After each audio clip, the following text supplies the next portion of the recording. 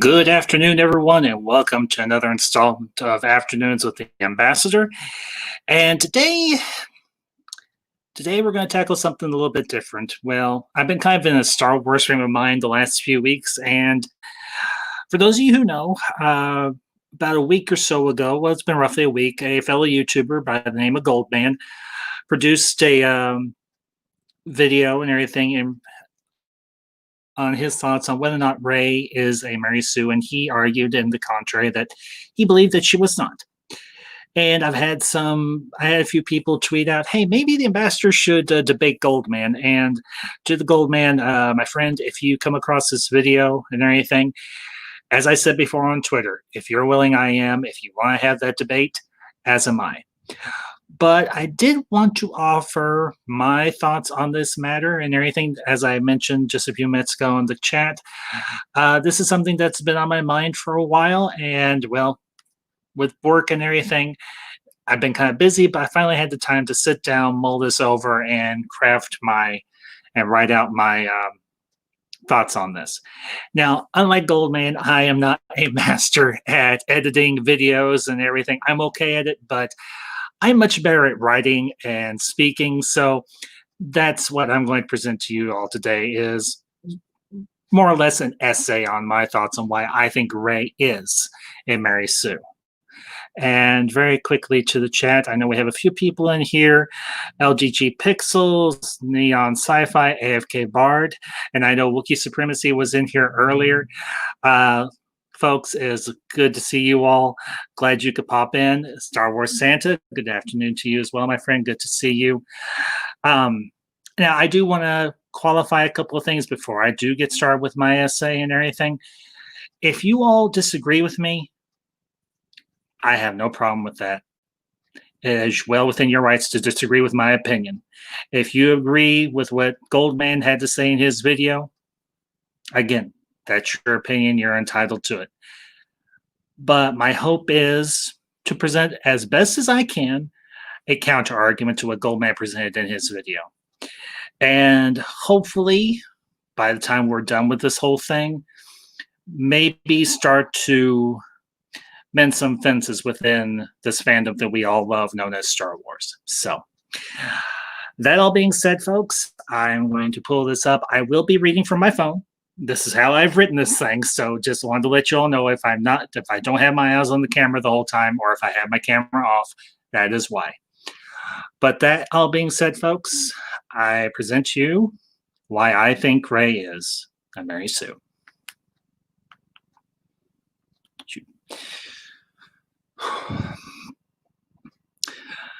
There has been much debate as to whether or not the character of Rey in the Star Wars sequel trilogy is a Mary Sue. My position, and the position of many others, is that she is as stated.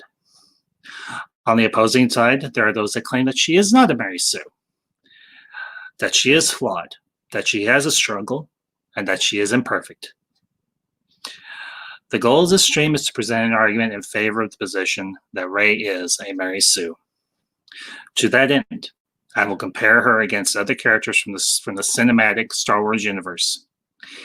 Any materials that were produced in relation to the sequels before or after are not admissible. This analysis will be based on what we see and hear on screen and conclusions that can be drawn or inferred from those events in the movies. Part 1, Skills and Abilities. What do we know about Rey at the beginning of The Force Awakens? We see her on the planet of Jakku in the wreckage of a Star Destroyer.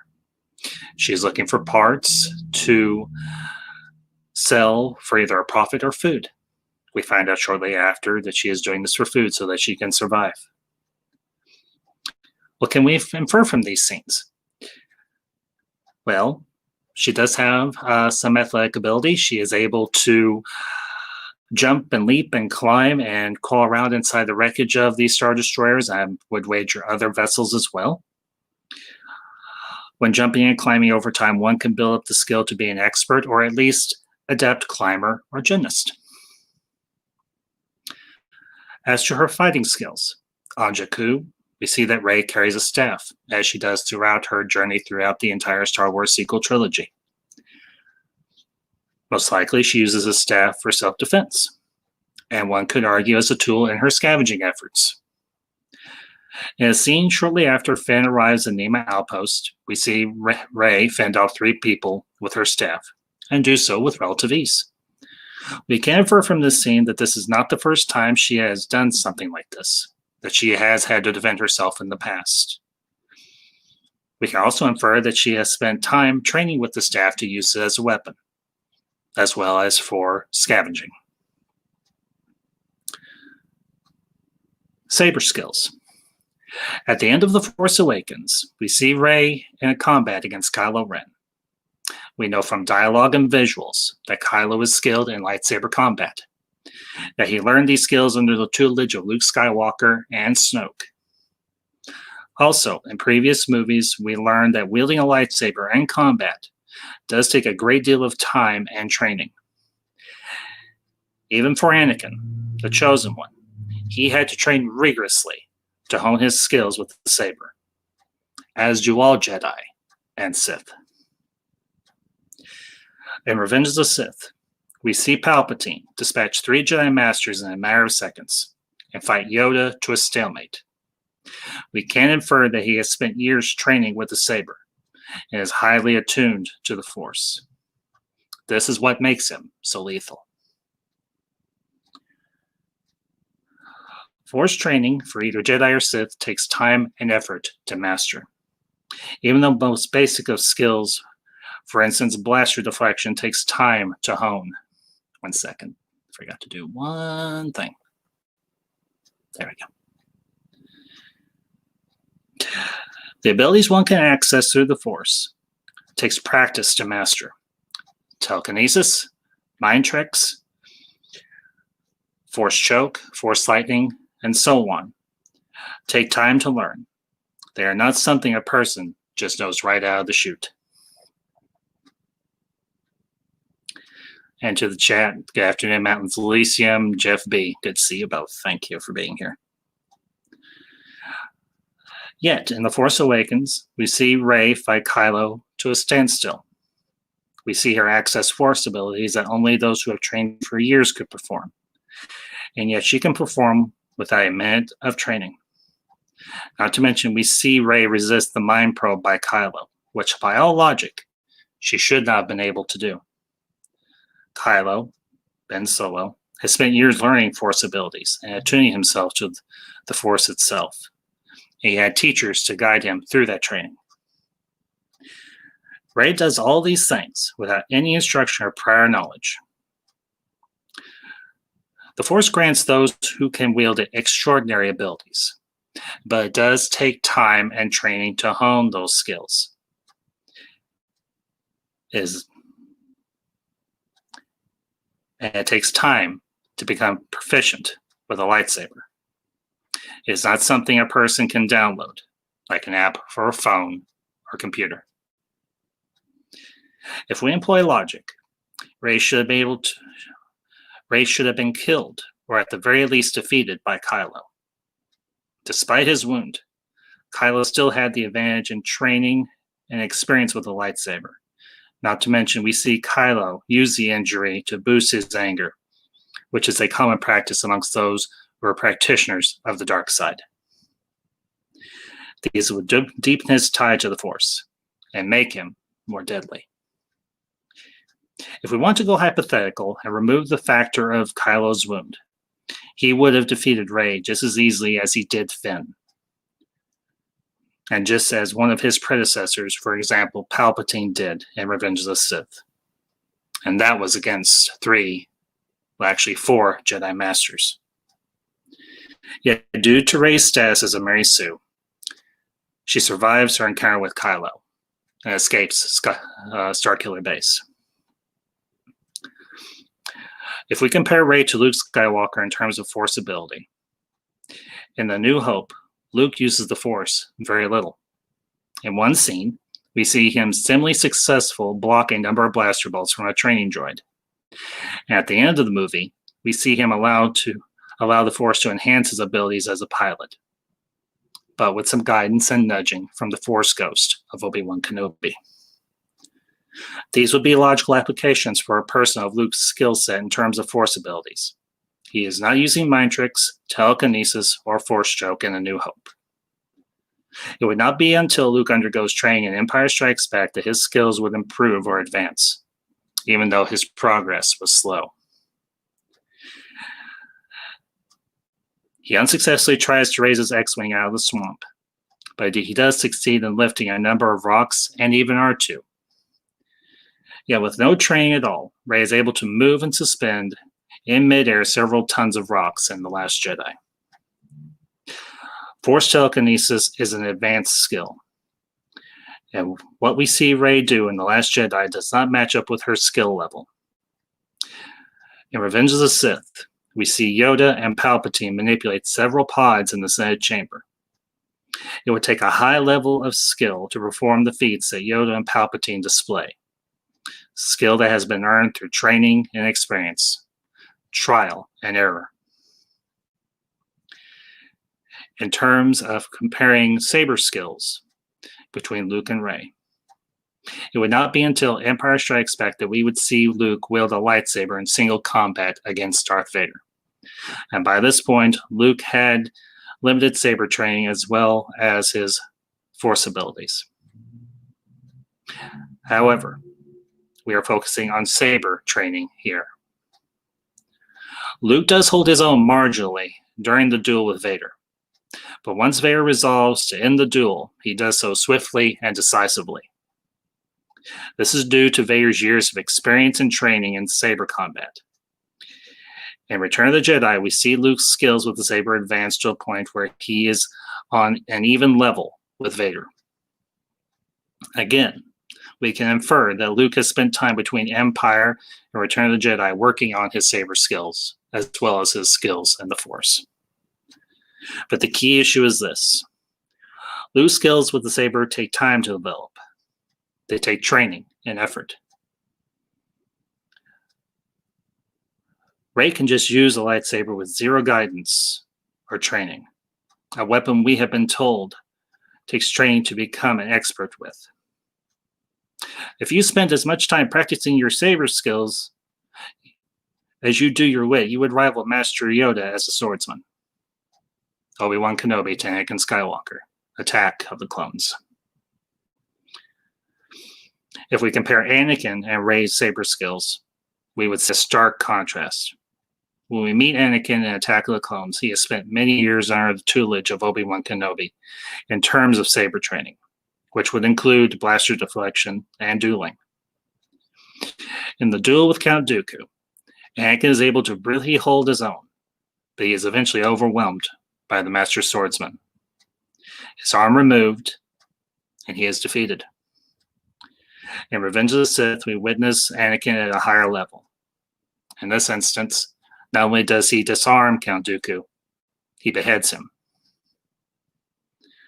We can infer that he has been training in the time between Attack of the Clones and Revenge of the Sith through constant combat and training. This is a skill that has been earned through effort and hard work, not simply gifted through the Force. If we were to put Rey and Anakin at either skill level that we see him in either of the prequel movies, I would wager the odds would be in favor of Anakin. Force training. Throughout the history of the Star Wars cinematic universe, it has been a long-established fact that those attuned to the Force, Jedi and Sith, and even Dark Jedi, have undergone training both to learn the various skills one can access through the Force, and also how to use a lightsaber.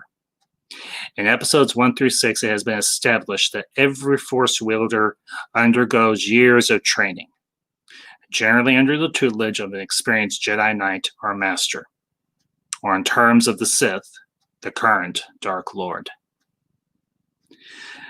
Every Jedi we see on screen at one time underwent training, from Qui-Gon Jinn, Yoda, Obi-Wan, Anakin, Luke, every member of the Jedi Council, every member of the Sith Order, from the ancient Sith to those of the Rule of Two era, beginning with Darth Bane, all underwent training to hone their abilities in the Force. However, in the sequels, this concept of training is undermined and pretty much disregarded. Rey does not undergo any training to hone her skills in the same fashion as her predecessors. Luke and Teal in The Last Jedi offer very little, if any, guidance on how to control her Force abilities. And the attempt to show her training in The Rise of Skywalker does little to reinforce the long-held concept of a lifetime of training to become skilled in the ways of the Force.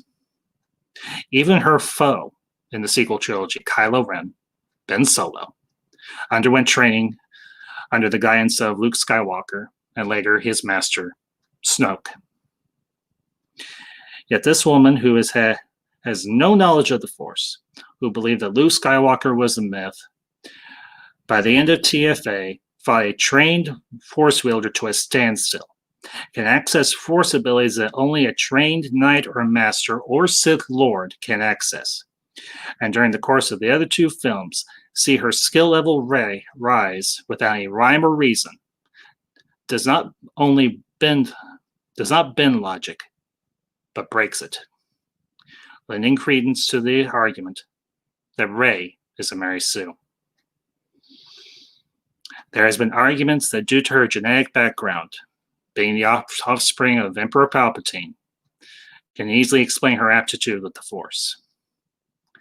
Genetics does not dictate skill. Genetics might dictate some things, but skill is not one of them.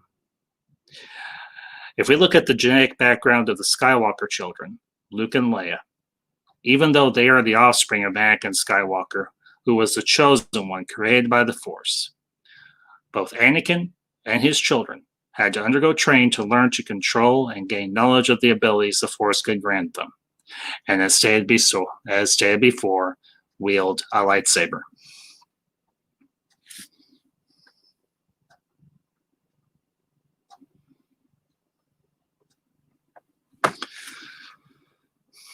Piloting skills. In a couple of scenes, we see Rey driving a speeder, somewhat reminiscent of the speeders we see in the other films in the saga. This is a fairly complex craft and appears to be in proper working order. It is unclear as to how Rey obtained this vehicle, since she is a scavenger for Unkar Plutt, and he deals in vehicles and other equipment. This was something that might have been in his stockpile, and Rey could have brought in a large haul of valuable parts and bargained with him for the speeder. Why do I bring this up? There has been argument made that Rey has some mechanical skills, fixing, building vehicles and equipment. However, we do not see this on screen at any point during The Force Awakens or in any of the other sequel films. There is no evidence that Rey could build or repair the speeder. Learning to drive the speeder might have taken time, or there could have been a manual provided by Plutt when Rey purchased it. Which brings us to Rey piloting the Millennium Falcon. For a person of her skills, could she in a matter of minutes or less learn how to fly a complex vehicle like the Falcon? Likely not. The controls of the Falcon are far more complex than those of the speeder. We can make the logical assumption that the speeder had been in Rey's possession for a while, so yes, she learned how to pilot it. But learning to pilot a speeder, which would take time, and piloting a freighter, not to mention a heavily modified freighter, within a matter of minutes, that is a leap in logic that is difficult to make. The controls and systems with the speeder, while simple, would still require time to acclimate to. However, the controls and systems of a ship like the Millennium Falcon are far more complex. Not to mention, it takes a pilot and co-pilot to operate the Falcon. Yet, we see Rey in a matter of minutes activate and pilot a ship far outside her skill set. Not to mention, do so without aid of a co-pilot.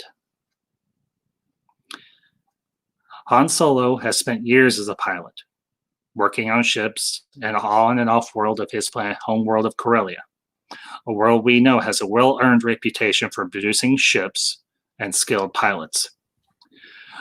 By the time we meet him in A New Hope, Han and Chewie would have spent years modifying the Millennium Falcon. And we see that Han is a skilled pilot, both through visuals and dialogue. Most of the best pilots can be found here. Ben, or Obi-Wan Kenobi to Luke, A New Hope. And we see that Han is a good pilot and an expert mechanic. She may not look like much, but I've made a lot of modifications to her myself. Granted, with the help of Chewbacca. Han's skills would have developed over time as he learned, but he had to learn. Han would have spent years learning to fly and work on ships like the Falcon and others. And once he took possession of it, he would have had the skills to fly it with relative ease, as well as repair it and modify it as he wishes. If we compare Rey with Anakin in terms of mechanical ability, again, the gap is wide between both characters. Just by the fact that Anakin could collect the parts and assemble a fully functional protocol droid, minus its outer covering, i.e. C-3PO, blows anything that Rey does out of the water.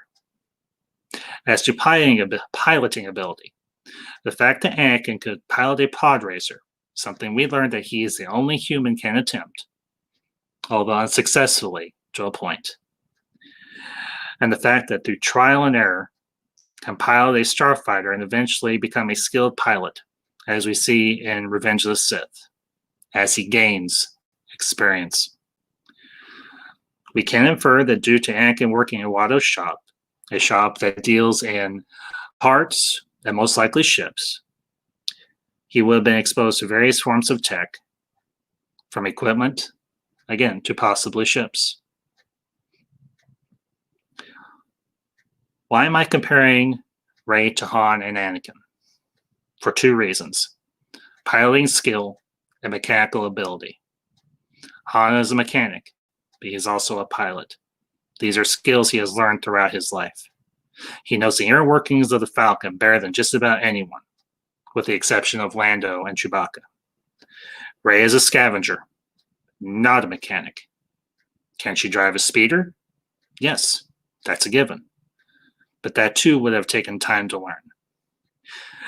To make the claim a scavenger with no experience can operate a ship like the Millennium Falcon in a matter of minutes and pull off the maneuvers we see Rey attempt is not a logical progression. These are just a couple of reasons why I would make the argument that Rey is a Mary Sue. Character arc. What is Rey's journey? What is she looking for? What is her motivation? In The Force Awakens, we learned that Rey is waiting for her family to come back to her on Jakku, to reunite with her.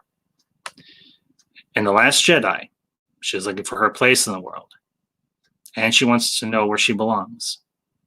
Also, she wants to learn how to use the Force more effectively from someone who could train her. In The Rise of Skywalker, we make the assumption that her motivation is essentially the same.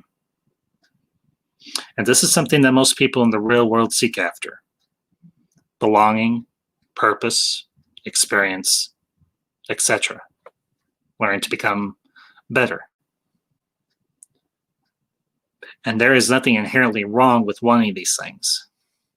The question becomes, how does Rey go about fulfilling that motivation? Does she struggle at any point during her journey to fulfill that goal? During The Force Awakens, she says that she is waiting for her parents to come back to her. Through a Force vision, we see that she was left behind on Jakku, for at that time unknown reasons, which we discover in The Rise of Skywalker, when it is revealed that she is the offspring of Emperor Palpatine and was left there by her parents. This is revealed through a massive course correction from TLJ, when she is told she is the parents of alcoholic junk traders who sold her for drinking money. Wanting to grow, learn, and find one's place in the world is something inherent in all of us. It's something we all strive for. But how do we get there? That's what matters. And the truth is, we often fail, mess up at some points in our life. Sadly, we do not see this in Rey. She is handicapped by her status as a Mary Sue. Once she learns she can access the Force, life becomes easy for her. She can survive any encounter or any circumstance just plays out in her favor. These are often the attributes of a Mary Sue. As for her counterparts, such as Luke, Han, Leia, Padme, Obi-Wan, and Anakin, they do go through struggles and trials, and often don't emerge unscathed. They each suffer setbacks and defeats. They fail. But from failure, they grow and learn.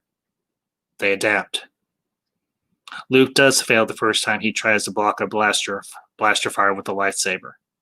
He does lose his duel with Vader, and in turn loses his hand. Leia does fail to protect her homeworld and sees it destroyed. She does get captured by Jabba the Hutt. Anakin and Obi-Wan, on numerous occasions during the sequels, particularly in Attack of the Clones and Revenge of the Sith, fail. They're captured on Geonosis. They fail to capture Count Dooku in Attack of the Clones and are defeated. And even Yoda himself, many who tout him as the most powerful and wise Jedi Master in the history of the Order, fails. Han does fail to repair the hyperdrive in Empire Strikes Back and needs help from Lando and R2. Anakin has failed in the past as a pod racer, but he finally succeeds. Anakin does fail to save his wife from death. He spends nearly a lifetime with the consequences of his failures. Yet the events that Rey faces, she comes out of it unchanged. She suffers no setbacks. She shows no development as a person. Now, some might argue, Ambassador, Rey does suffer. She does fail. She does have flaws. Her not having a family is not a flaw. It's an unfortunate situation, but it's not a flaw. Her being captured by Kylo is not a failure. Now, if she escapes on her own with no assistance. But what about her story in The Last Jedi? She is fooled by Snoke into thinking Ben would turn. Now, at that point, I will concede. She was fooled. But a few minutes later, she engages in a massive fight with highly skilled guards that were protecting Snoke unsuccessfully.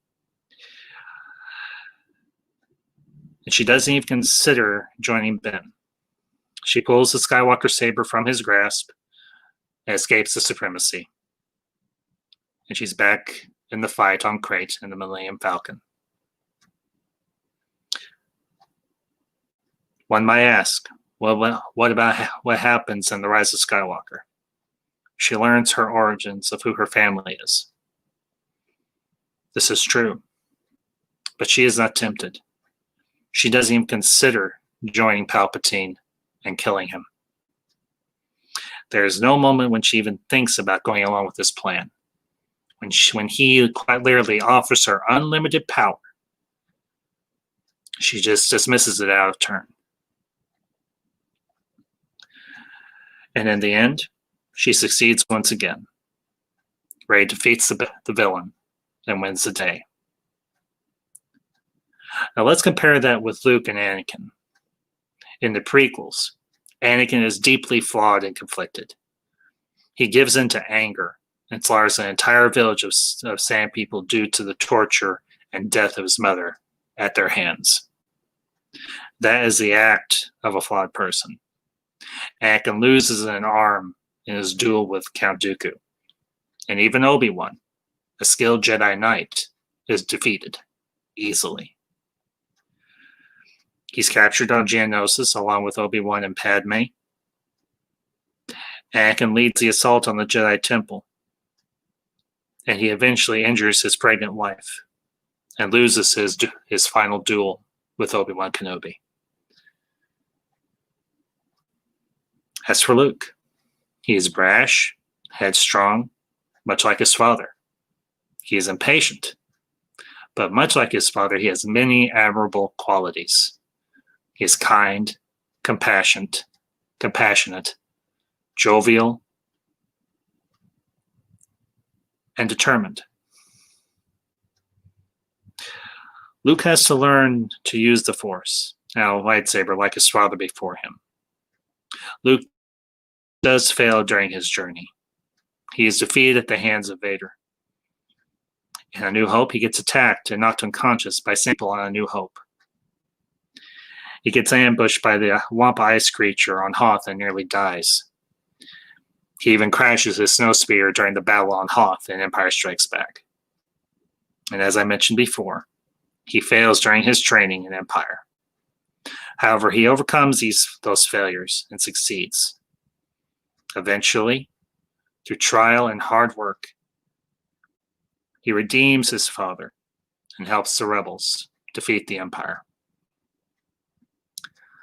Unfortunately, the same cannot be said for Rey. She has no failures or flaws. She experiences no hardship. The skills we see her with at the beginning of The Force Awakens would not be sufficient for her to achieve everything that she does in the rest of the trilogy. It is only the gifting of unlimited power through the Force that she is able to do anything we see her do. The simple fact that she can use the Force at the same level or higher as a Jedi Master or Sith Lord without any training or prior knowledge makes her a Mary Sue. The fact that we see her use Force Lightning, Force Heal, as well as a myriad of other Force abilities with no training along the way or even before her journey makes her a Mary Sue. She is all-seeing, seemingly all-knowing, all-powerful, makes the right decisions nearly every time, has every possible skill set necessary with no explanation as to why or how she got it, makes her a Mary Sue. Even death is not a hindrance for her. In The Rise of Skywalker, she dies after her confrontation with Palpatine. And yet, a few moments later, Ben Solo sacrifices his life so that she can live. Which brings me to my conclusion. It is said that Rey is a Mary Sue. She had the potential to be a great character. A character that inspired men and women and children around the world, whether they are a part of the Star Wars fandom or not. But due to poor writing, this isn't the case. Now, I do want to qualify a couple of things. If anyone watches this stream, if anyone who watches this stream disagrees with me, that is 100% your right. If you like the character of Rey, that is your choice, and I will not degrade or insult you for it. If you disagree with my argument, I won't hold that against you. If you like or love Rey, you are a fan, same as me. If you love the sequels, you are a fan, same as me. Star Wars is a big playground with room enough for everyone. We can all come here and have fun. Regardless of how long we have been a fan of Star Wars, we are all equal in our love of this universe.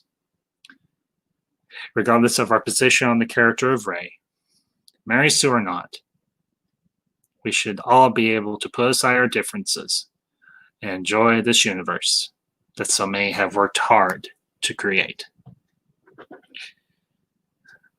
Now I want to leave y'all with a couple other thoughts before I close this. And one is a line of dialogue from Return of the Jedi. Now, other hand. When Obi-Wan Kenobi says to Luke, there in the swamps on Dagobah, shortly after the death of Yoda, and he reveals the truth of his relationship to Darth Vader. Obi-Wan says something very important. I think it's something that we all as Star Wars fans or just members of any fandom should remember. Yes, what I told you was true from a certain point of view. You're going to learn that many of the truths that we cling to depend greatly on our own point of view. And that's true.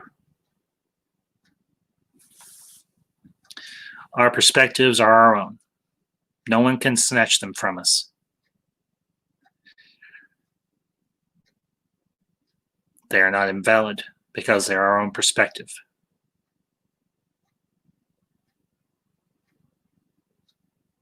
And it is a sad, unfortunate fact that the Star Wars fandom has been fractured and broken because of what has happened with the sequel trilogy. I'm going to turn this off. Give me a second. For a long time now, there have been people on either sides of the divide in the Star Wars fandom. And we look at those who like the sequels and like the characters, and we like Rey, and some of us look down our noses at them. And that's not right. They are fans, just as much as those of us who have been a part of this fan base for decades. And even those who have been a part of this fan base for decades who love the sequels, they are fans. You know, I used this illustration a week or so ago. And it goes back into the lore of Star Wars, into the EU. For those of you who know the history and know the lore, there was once a great schism within the Force Wielder Order, or the Jedi Order as it was known, way back when. And that schism was caused because of a differing perspective on the nature of the Force. And unfortunately, there was a great war within that order of Force wielders. And the opposing side, the losing side, was cast out, was dismissed. And over the centuries, they became bitter and angry and divisive and sought revenge on the Jedi for being cast out. For those of us who are a part of the Star Wars fan base, we are teetering very close on that very same thing. And I don't want to see that happen.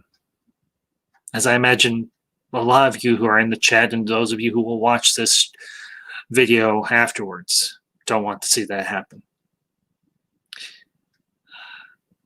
Star Wars is one of the oldest fandoms in culture. Second, maybe to Doctor Who and Star Trek. And I think it's time for this fandom to heal.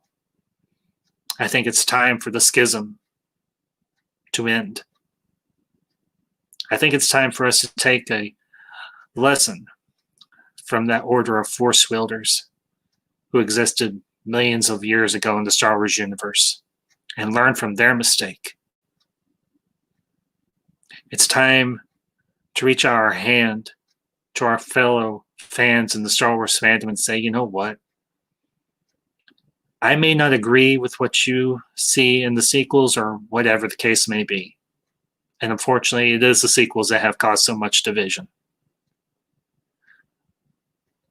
But it's time we reach out to our brothers and sisters in the order and say, I may not agree with your point of view, but I respect your ability, I respect your position and your ability to voice it. Now, most of you know my position on the sequel trilogy. I've made it fairly well known. I do not care for it. Not one bit. I don't particularly care for the character of Rey, but I do not hate or dislike the actress Daisy Ridley who portrayed her.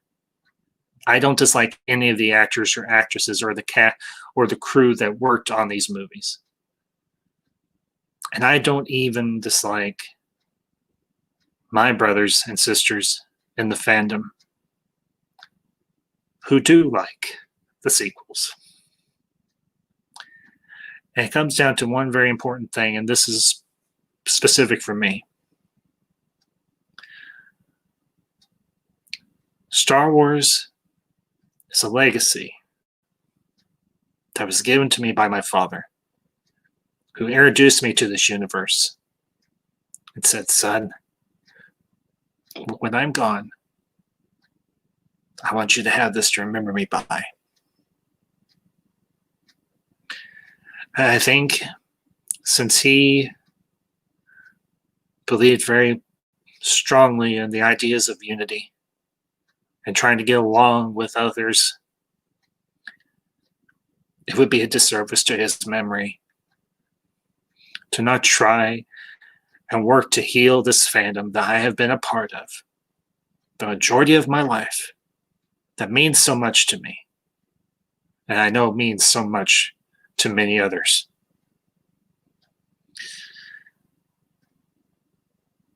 So I say to my fellow Star Wars fans, whether you are lovers or detractors of the sequel trilogy or any part of the Star Wars universe, let's take a page. Let's learn from the mistakes of the past. And let's embrace all parts of this fandom and say, you know what? You love this universe, and so do I. And I respect you for it. And maybe, if we can heal this fandom, maybe it's possible for other fandoms to heal too.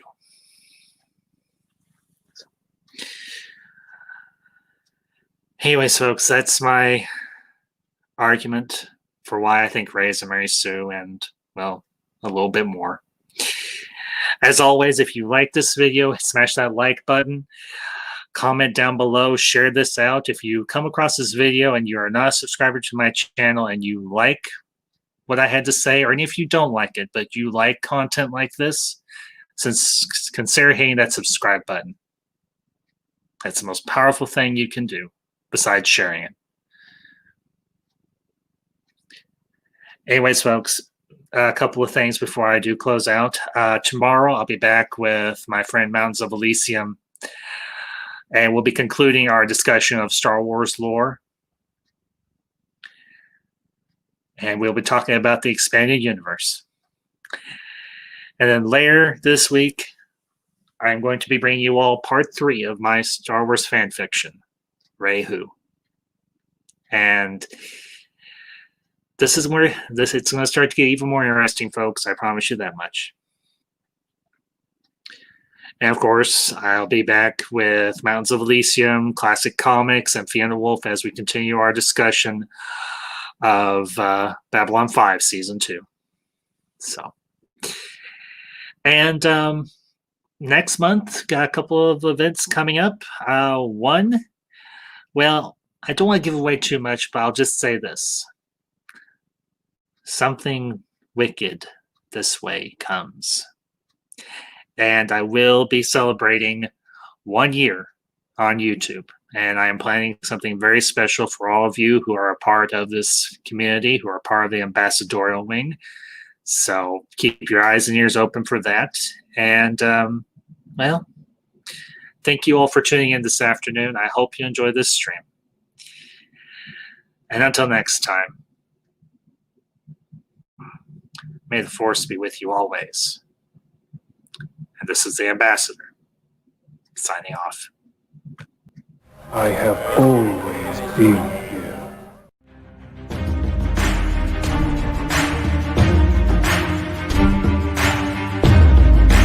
And I was muted the whole damn time.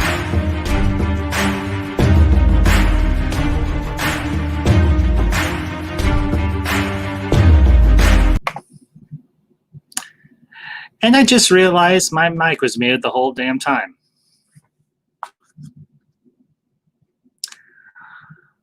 I wish somebody had told me.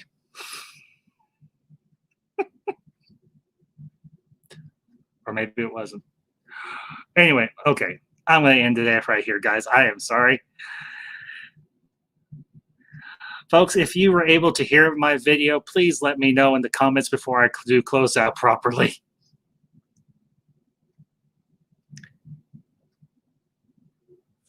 Let me scroll back up through the comments, make sure if my audio is actually running.